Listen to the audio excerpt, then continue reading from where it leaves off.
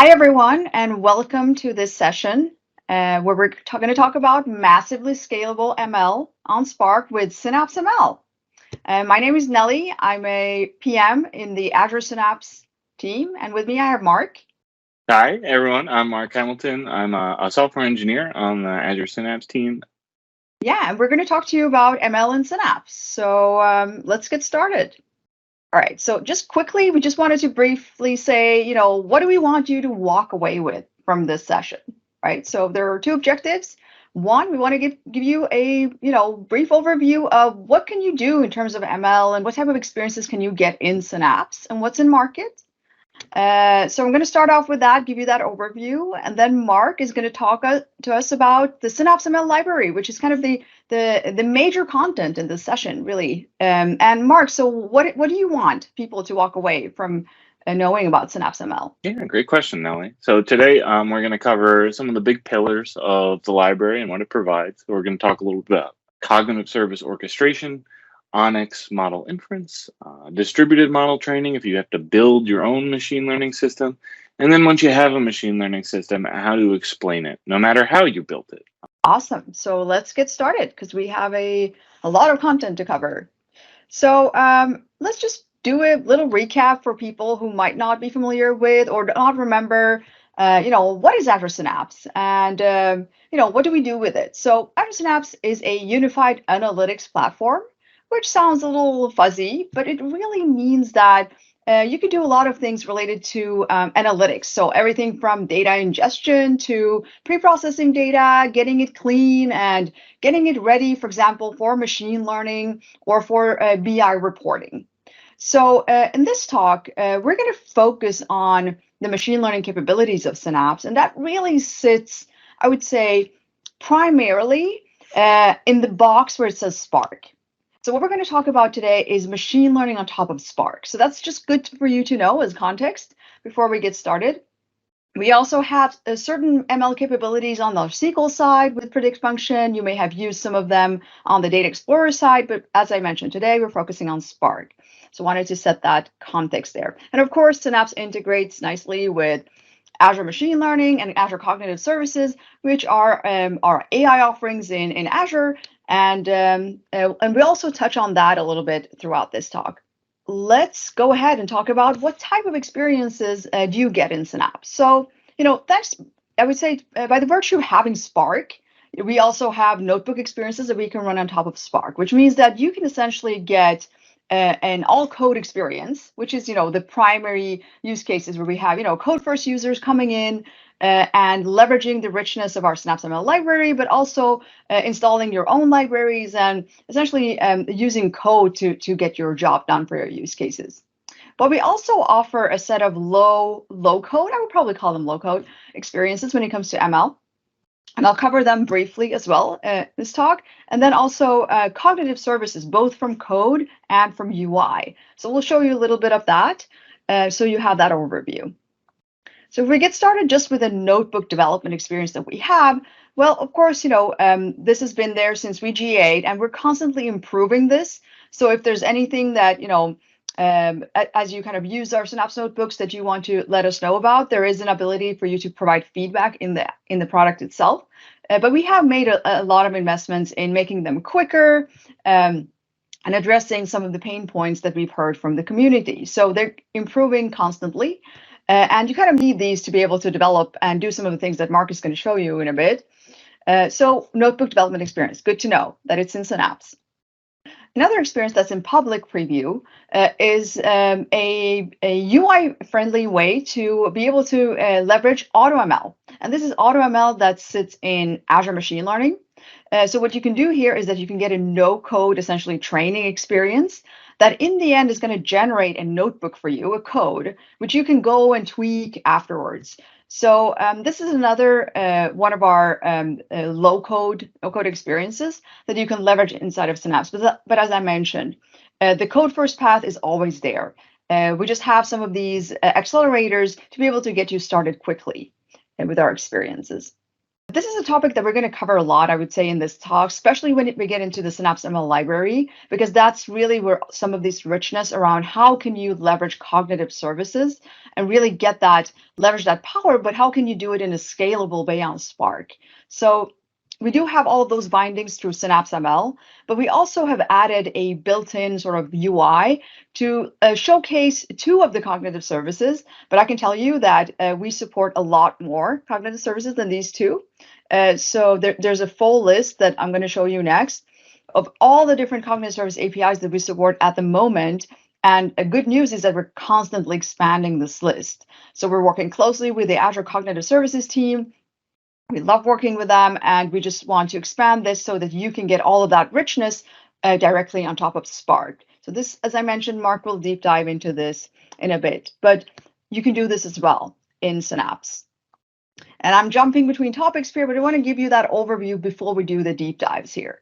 So model scoring is actually an area, a big investment area for us, right? And we have done some work here in introducing a predict function. And really, I would say our vision, and I wanted to summarize this for you, is to say that we want to make it simpler to score models in any of our engines. That is really our vision around this. And we started off this work on the SQL side by introducing the predict function. But on the Spark side, we've also introduced the predict function, and we actually are making it even easier to do this. And eventually, this will also expand to SQL and all our other engines. But the point of this predict function really is to drastically simplify the handoff between the person who produces the model versus the person who consumes the model.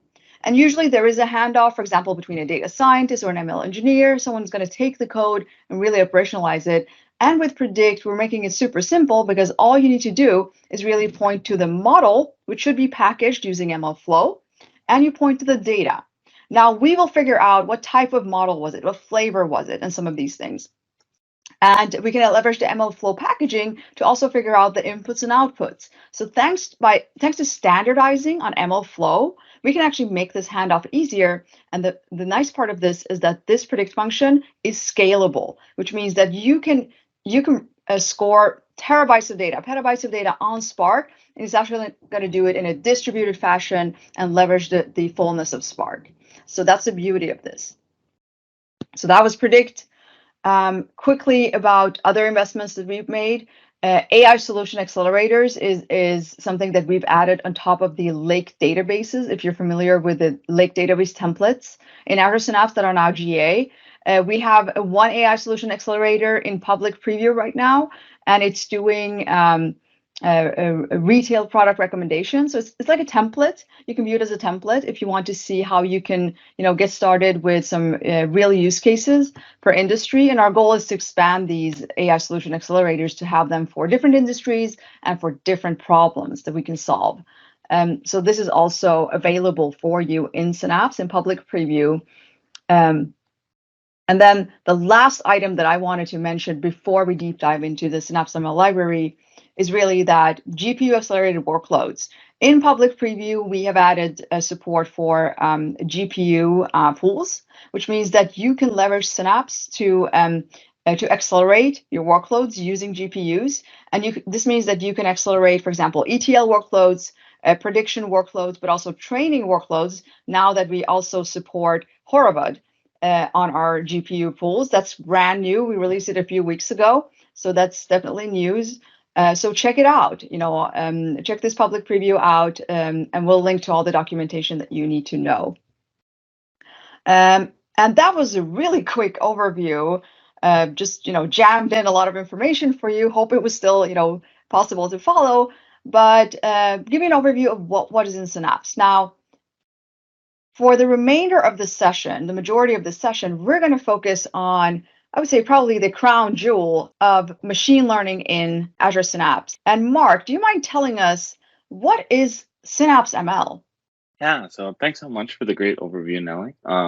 Today we'll be talking a bit about Synapse ML, and Synapse ML is an open source machine learning library that aims to be simple so that you can use a variety of different machine learning tools with a nice, easy API, not get your hands too dirty with the coding, automatically distributed and highly scalable so that you can work either on your laptop or on a giant serverless and elastic cluster up in Azure Synapse. And it's open. So the idea is that this is an open source library. It's installable on Synapse, but everything that you see here today is also available on Databricks, on HD Insight, or wherever you get your Spark clusters from. And you can check out the code on GitHub at aka.ms/Spark. So, to give you guys a bit of an overview about what we'll talk about today in this deep dive, is that we'll first give a high-level overview about what is Apache Spark and what is Spark ML, their core machine learning library.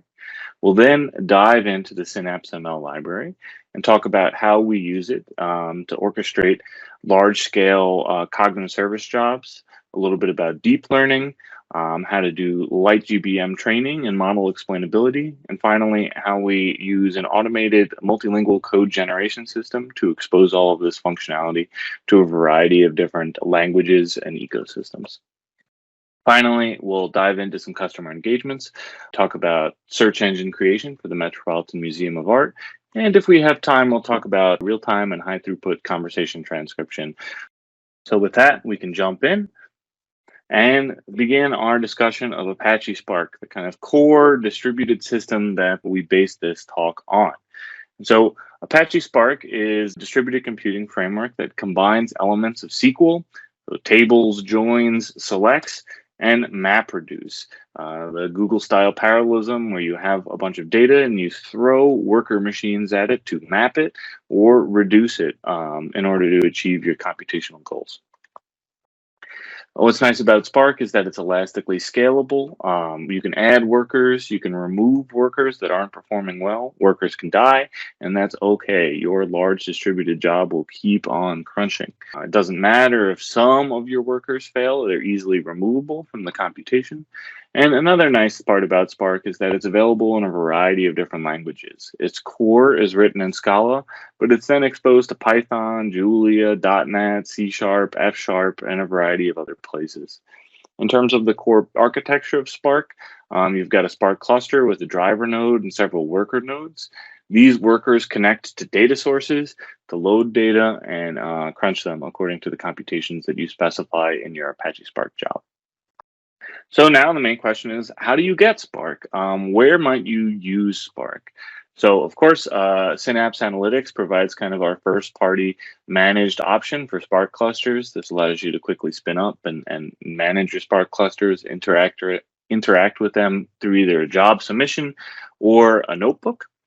There's also Azure Databricks. This is another first-party option that's been provided in the Azure portal. There's HD Insight. You might have used this a little bit earlier. This is a little bit less managed, still first-party. And there's a growing contingent of people who are doing this on Kubernetes these days. So actually rolling their own and building it into their own containerized platform. So that's an option as well. So now that we know a little bit about Spark and kind of where to get an Apache Spark cluster, we'll dive into Spark ML. This is the key open source machine learning library on Apache Spark. It's got a very nice high-level API and it's natively distributed. And as you can see on the right there in that code sample, it kind of looks and feels a lot like scikit-learn if you've ever used that in Python. The idea is that every single machine learning component has the same interface. You create it, you pass it some parameters, you can fit it on your data, and then you get a trained model, which you can then apply to another data set to get a new column of predictions. And what's nice about this unified interface is that you can very easily swap things out for other models. And you can also compose models into larger models called pipelines. These pipelines can be picked up, saved, loaded, transported around your organization, around your software, and used wherever you need. So this is kind of where Synapse ML enters the picture. In that Synapse ML, what it is at its core is that it expands Spark ML in a variety of new and interesting directions. So in particular, we have added support for a whole bunch of new functionalities that weren't possible in the Spark ecosystem prior. Each one of these new functionalities is powered either by an algorithm that our team has created or by integrating a new class of algorithms into the Spark ML ecosystem. So there's a lot of different functionality in the Synapse ML library, and we won't have time to cover all of it today. So we'll organize our presentation based on the normal steps that you do in a standard data science experiment. I call it the 4 steps of data science. And so the first one is, please, God, just give me something that solves my problem for me. I don't want to do work. I don't want to think about it. There shouldn't even be a problem. It should already be solved. And this is generally how you might want to first approach a problem. You don't want to do work that you don't have to. In Synapse ML, we try to take that as kind of the first option in your data science path. So if you can't find something that automatically solves your problem, maybe out there in the community, there's a nice pre-trained model lying around. This requires a little bit more steps. You got to do some research. You got to find a different deep model or something else out there in the community. But once you have this, how do you use that in your distributed machine learning pipelines? If you're really in a tight spot, you can't find any cognitive service, any pre-trained model that can solve your task, then you got to move to training a model. And we'll dive into a little bit about how you do that with LightGBM, our distributed gradient boosted tree framework. And finally, once you've gone through this process and you've done either step 1, 2, or 3, the next question is, how do you know what your model's doing? What is this model spitting out? How do you know that it's fair and reasonable? And so we'll cover that in the final section of the talk. So we'll kick it off with step number 1. So thankfully, Microsoft has a lot of solutions and intelligence services already ready to go. And these span the gambit from cognitive services to Bing, to Azure Maps, to OpenAI even, that was just recently announced. And a lot of these intelligence services, they just solve a wide variety of general purpose intelligence tasks. They're already built, doesn't require any training. They're very high quality. I used to be on one of these teams, and it's really hard work. That they are constantly striving to get the next little delta of performance on top of these cognitive services. And the best part for us is that there's no need to train, deploy, or manage anything. Everything is automated and taken care of for you, including like the large GPU compute that backs these services. So it's very easy to use and very easy to integrate into your applications, no matter whether they're on the phone or, as you'll see, on a very large Spark cluster. And so what we've done is that we've taken these cognitive services and we've embedded them into Apache Spark so that now they scale to massive data sets. And you can really use the different intelligent APIs just like regular database functions and apply them to very large data sets to solve your problems. So I'll give a quick example here of, say, the speech-to-text cognitive service. The idea is that if you have a data set that contains, say, a column called audio with lots of pointers to audio files, you can very easily pass this through the speech-to-text, which, as you'll see, has kind of the same API as the logistic regression from earlier. It's a Spark ML transformer. And what you get is a new column on your data frame that has the actual parsed version of these audio calls. So with just kind of a single operation, you can take a wide variety of audio calls stored anywhere you want and convert them to text. This is just one particular field. We give you a whole bunch of information about these audio calls. Everything that's returned from the service will be included in that returned column. So that was just kind of one particular example, but we have over 50 intelligent APIs supported as part of Synapse ML. A lot of these have just recently been added in the last year, so definitely check them out. And I want to definitely give a nice call out to some of the great developers who made this work possible, to Serena, who added forms, translation, did a lot of things around the library, not just this. You'll see her peppered throughout the talk. She's a fantastic developer, prolific.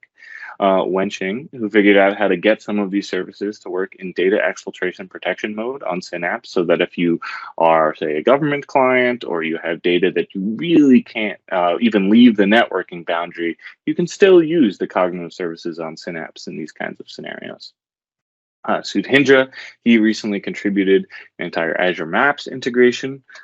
And finally, the Text Analytics Explorer interns who added healthcare analytics and to Mark Niehaus, who added OpenAI support in the latest v0.10 release. So big kudos to all of these very talented developers. Before we move on to the next stage, I'll give a quick peek at some of the gory details under the hood. In particular, we've tried really hard to make these bindings as general and as usable as possible. So, and the idea is that we want these to be simple in the simple cases and flexible in the cases where you really need that hammer.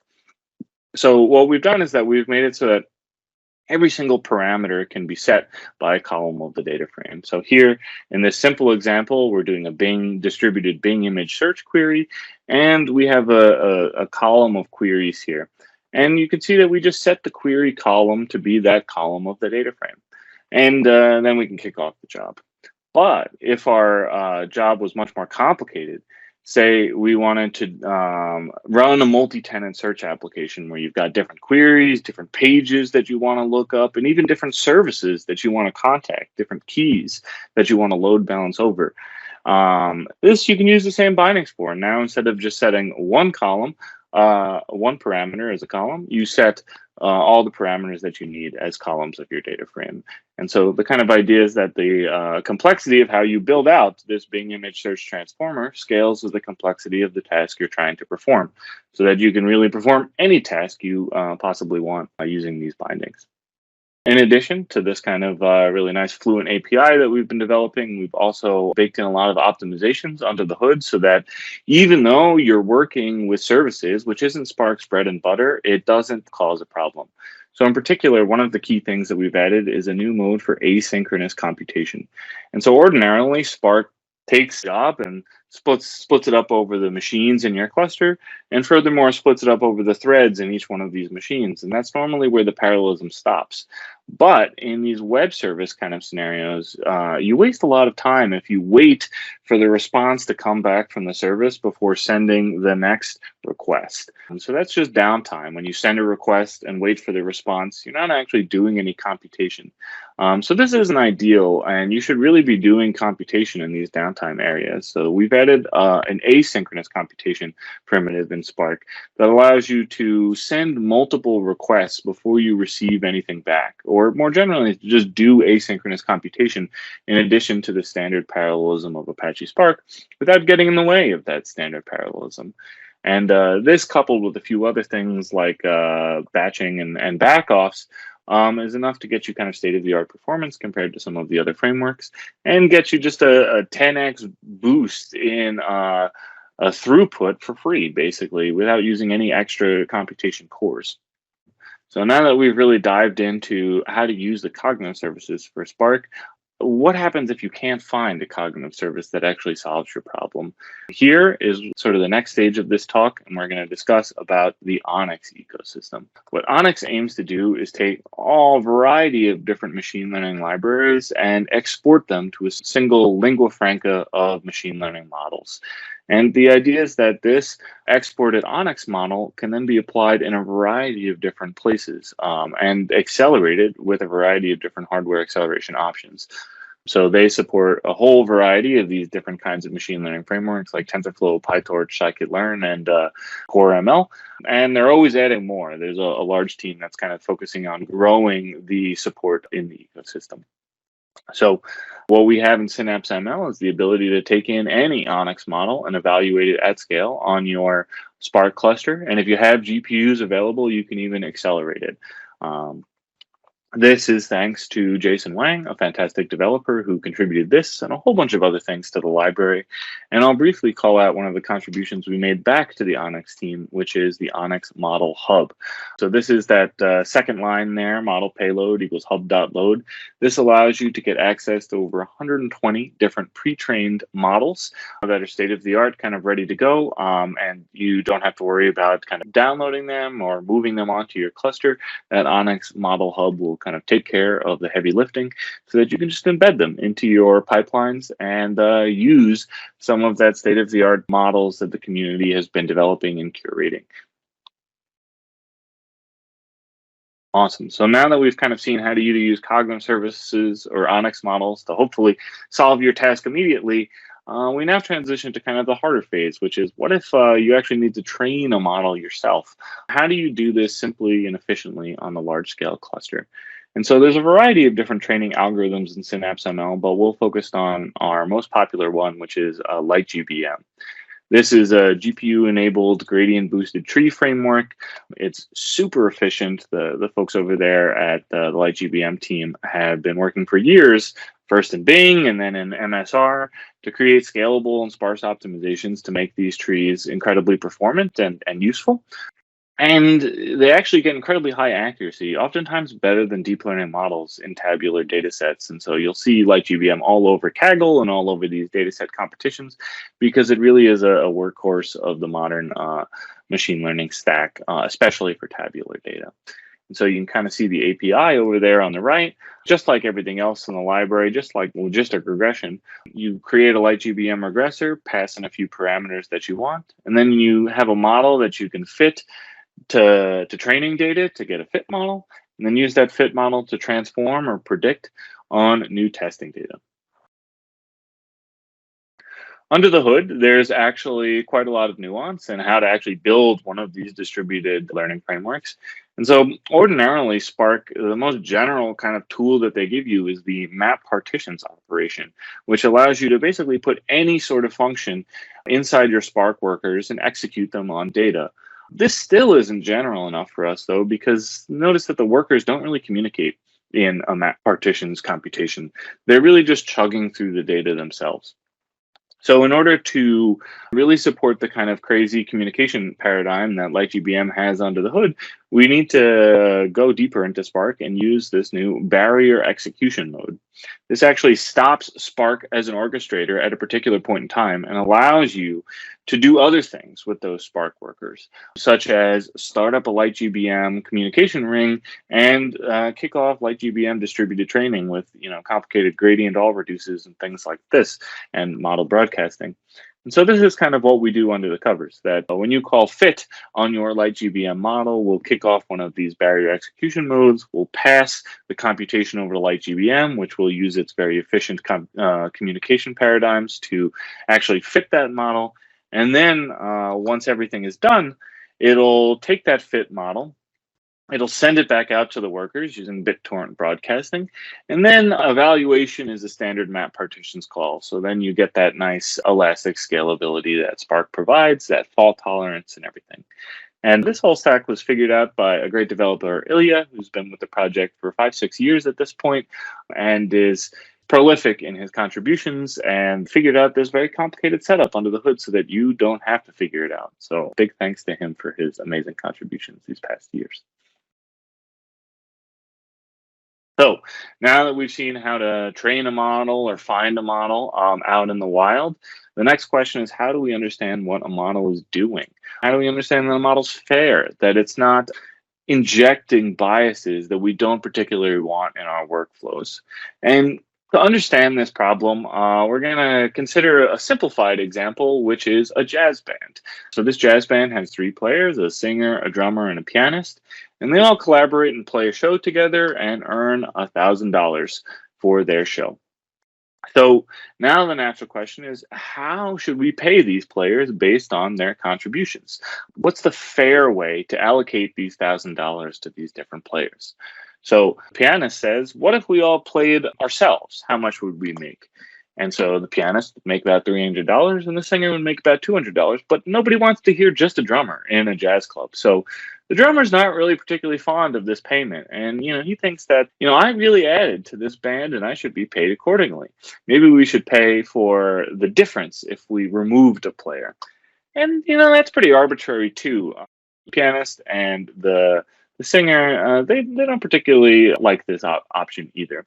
So the natural question is, how do we reconcile this? How do we come from this particular setup of players to fair payment?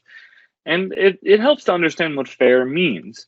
And so you don't need to worry too much about the axioms on this slide, but this is just here to show you that mathematicians have thought about it and they came up with a good way to formalize this. So in particular, you should distribute the funds to the players and there should be nothing left over. You can't over distribute the funds. You got to split that $1,000 amongst the players. That's called efficiency. Symmetry means that if two people are identical in every respect, they should be paid the same amount.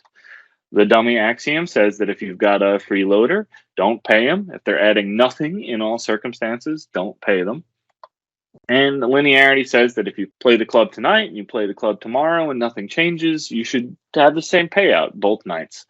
And so, with these four simple axioms, it actually uniquely determines a way to pay the players fairly, and that's called the Shapley value. And the way you actually compute this is that you figure out all the different ways you could have formed the jazz band, and you take the average over the marginal contributions. And this doesn't matter all too much for the purposes of this, but that uniqueness qualification is very important because it means that Shapley values are sort of the only way to fairly pay your players in the context of game theory. But also, it's kind of the only way to attribute credit to a model's predictions. So, in particular, in this sort of lens of viewing the Shapley value, you have something that takes in a bunch of features and spits out a probability that something's a given class. Like in this case, it's taking in a bunch of characteristics about this image and telling you whether or not you're looking at a dog. And so, in the same way that the Shapley value allows you to take the total amount of money and split it up amongst the different players in your game, it also allows you to take the probability of it being a dog and split it up amongst the features that went into the model. And so, this gives you a way to take any model and understand what it's actually looking at to make its predictions. Because this is the unique way to understand models, it's kind of unified a lot of things in the academic literature. All of these different methods out there are implicitly approximating the Shapley value.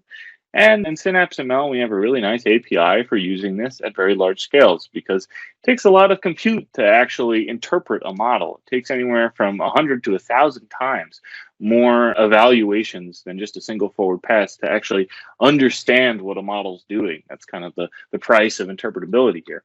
So it really benefits from having a large cluster to scale this out. And so let's say we have a model here, it's some deep network, and it's an image prediction network. So it takes a look at images and it tells you what's in that image. And in this case, it's taking a look at this image and it's saying it's a violin, it's a piano, and maybe it's a chair. So what the Shapley value API does in Synapse ML is that it allows you to point to an image column, your model, and this target prediction column, and it will fit these Shapley values to every single row of your data frame in parallel. And so what you get out is that you get a really nice visualization of what the model is actually looking at to explain, say, the violin prediction here on the bottom right. And so this tells you if your model is looking at the correct thing. And here, in this case, it is. It's actually looking at the body of the violin to make that judgment. But if it wasn't looking at the body of the violin, this would give you a really good way to understand what it might be looking at, whether it's looking at the right kind of thing. You can imagine if you were making like a loan prediction and it was looking at race and gender, you might not want that. You might want to change your data set somehow to kind of avoid those sorts of less than desirable justifications for a prediction. And I'll briefly say that this is also a great way to turn a classifier into a semantic segmenter or object detector for free. This thing wasn't trained to find the boundaries of objects, but just through interpretation, it's able to do that. So that's kind of another magic property of these model explainability frameworks. And a big thank to Jason again, who contributed not just the Onyx integration, but also this Shapley value integration on top of our existing model interpretability stack. And so finally, all that you've seen here today is available in a wide variety of languages, be it Python, R, Java, and Scala, and just as of recently, .NET, C#, and F#. And so the way that we do this is we have a single implementation in Java and Scala, and we wrap it in all the variety of different languages automatically. And big kudos to Serena, who contributed this for the v0.10 release, this .NET, C#, and F# bindings. So anyone in this community, please give these a try and let us know what you think. Hopefully this will give you access to everything in the Synapse ML library that you've seen here today. So now that you've kind of seen what the library has to offer, we can dive into some of the customer engagements we've performed in the past. We'll kick it off with work that we've done with the Metropolitan Museum of Art. This is one of the largest art museums in the world in New York City. And in particular, during COVID, they had to close their doors and they needed to find new ways to interact with their patrons in the digital space. So what we built for them is a tool that allows you to find uncanny hidden connections in the world of art. And it was kind of loosely inspired by an exhibit at the Rijksmuseum called Rembrandt and Velasquez, where they took paintings from the studio of Rembrandt and the studio of Velasquez, and they paired them up and put them in dialogue. And so, as you can see on the left, we have the Martyrdom of Saint Serapion from the studio of Velasquez. And on the right, we have the Threatened Swan from the studio of Rembrandt. And you can kind of see that even though these two painters were separated by thousands of miles and never actually talked to each other, they still paint works that are kind of strikingly visually similar. You kind of see the outstretched arm position in these two works, but they also have the same kind of meaning. Saint Serapion is dying for sacrificing himself for our sins, and the threatened swan is sacrificing herself to defend her nest in the back from the dog you see in the lower left corner of that painting. So these two works, visually, they're very similar, and also they kind of get at the same semantics, the same underlying idea, which is a sacrifice for the greater good.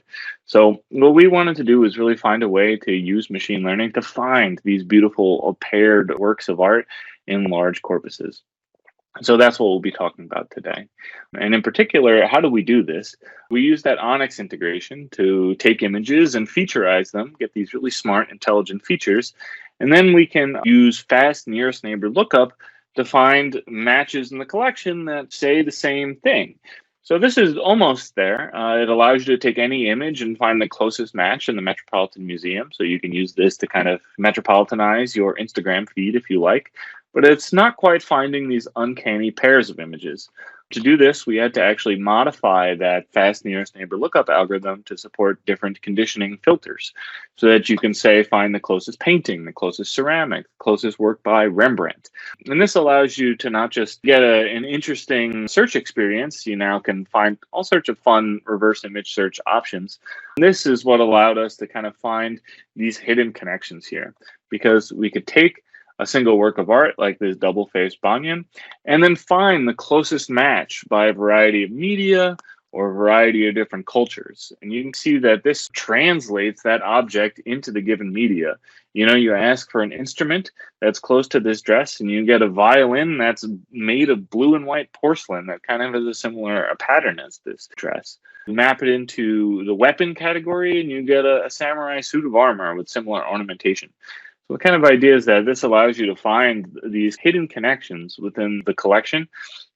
And using Synapse ML, we were able to turn this core algorithm into a web application that you can play with online. So in particular, the architecture for this is that we had a whole bunch of data in Azure Storage. We pushed this through the cognitive services for big data to kind of annotate the different objects of this and create a richer search experience. We then perform this conditional image retrieval on every single object in the collection to find these hidden, interesting matches. And finally, once we have all of this information in a big distributed data frame, we pump this out to Azure Search using Synapse ML Azure Search Connector, which makes it really easy to create search engines from your data in Apache Spark. And what we were then able to build on top is an application called Mosaic that you can check out online now that allows you to take any object in the Metropolitan Museum and find these hidden matches across culture and across media. So you can go on there today and check it out. I encourage you to play with the app. It's really fun, and you might find a pair of artworks that really speak to you. The second customer engagement that we'll talk about today is with Hendrick Motorsports. If you don't know Hendrick Motorsports, they're one of the premier teams in the NASCAR racing series. NASCAR is a sport where maybe 50 to 60 drivers, they speed around a track maybe 300 to 500 times over the course of a night, and the goal is to come in first place. And a lot of people are really trying to make their teams as best as possible. It's kind of not just a feat for the drivers, but it's also a feat of engineering for the pit crews and the teams that are servicing these state-of-the-art vehicles. What Hendrick Motorsports wanted to do is really create an analytics platform for their racers so that they can understand what's going on in each one of the races, not just with their team, but with all the other teams out there on the track.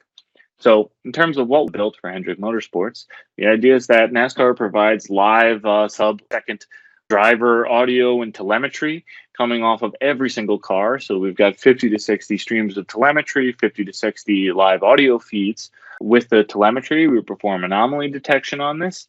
and then we pump this into our search index. Concurrently, in a parallel stream, we take that driver audio from each one of the cars and we combine it with custom audio profiles for conversation transcription. So just like when you turn on record and conversation transcription in Teams, you get kind of a full breakdown of what happened in the meeting. They wanted that for the NASCAR race. So that's kind of what we provided with Synapse ML, is that we take all these 50 streams and in parallel, we pump these up to the conversation transcription service to get a live dialogue for the race that we also concurrently pump into Azure Search to have this live updating search engine, not just of this race, but every race that occurred previously as well. And so on top of this, they built out an analytics platform that allows them to, one, listen to every single person in the race and learn high-level track strategy. They kind of use these code words to describe their strategy, like, cactus in the left of the turn. And these mean different things, and they speak in code so that people don't understand. But with this platform, Hendrick Motorsports is kind of able to decode that and have this bird's eye view of what everyone is doing on the race in real time. And perhaps more importantly, it also allows them to monitor for anomalies within their own cars and other cars. So in particular, here's a screenshot from the application where you can see there's an anomaly detection on the RPM of car number 32 in the bottom pane. And key moments in the race are highlighted in red as anomalous. And these key moments oftentimes are when other people crash and all the cars have to slow down. So those are kind of the first moments. And the last moment that you see here is this moment that you see on the screen, which is car number 32 smashing into the side wall and not recovering from that. Car number 32 was taken out of the race, and thankfully the driver was okay. But even without any knowledge of NASCAR races, anomaly detection by the cognitive services can pick up on the salient structure of the data and just naturally find these very interesting points in the race where things are occurring. And so finally, before I leave you today, I'd like to make one last call out to the new release of Synapse ML v0.10. And in our v0.10 release, we have a whole bunch of new functionality. Most exciting features, I think, are the integration with OpenAI. So this allows you to embed 175 billion parameter language models directly into your databases. These can be used to solve a whole wide variety of natural language tasks. Really anything that you can prompt these algorithms with, you can solve. So we've used it to translate text to emojis. We've used it to autocomplete. You can use it for sentiment analysis. You can use it for looking up facts online. This model is incredibly intelligent. And you can really leverage it in a very large distributed fashion with this OpenAI integration. Secondly, thanks to Serena, we have full support for .NET, C#, and F#, so everything you've seen today can be usable from that whole language ecosystem. We've got an integration with Binder released so that a lot of these things you can do live in browser with zero setup, zero Azure credentials, really no legwork at all. It's all running in browser. So you can try that out to really quickly demo it and try it out for yourself. And finally, we have a new integration with ML Flow so that every single one of these models are savable and trackable in the ML Flow ecosystem. And that was contributed by Serena as well. And so with that, I want to thank all of the amazing developers who contributed to Synapse ML and made this library possible. I've thrown up a QR code here on the left so that you can check out our website, aka.ms/spark, to learn about some of the things we've discussed today. Check us out on GitHub at Microsoft/SynapseML, and throw us a star. That really helps keep us employed here. And to finalize, we have a few links here as well if you want to check out more about what Nellie and I mentioned here in this chat. And let us know what you think on Twitter. And with that, I'll hand it over to Nellie, who will cap us off.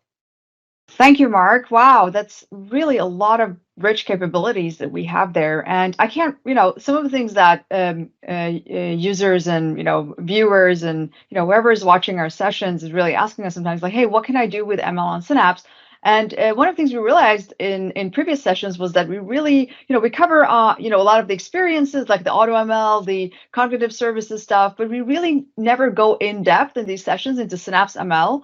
So next time someone asks, what can I do with ML on Synapse? I feel like this session should really be able to cover a good overview and also good depth on, what can you actually do in the library itself, because that is really the core of how you can do ML on Synapse Spark. So thank you so much, Mark, for covering that in great detail. And yeah, and if we go to the next slide, I think we can just try to summarize and say, thank you for watching. Thank you for watching this session. As Mark called out, please do tag us on Twitter. Let us know what you think about the library, about the Synapse ML capabilities, or this session.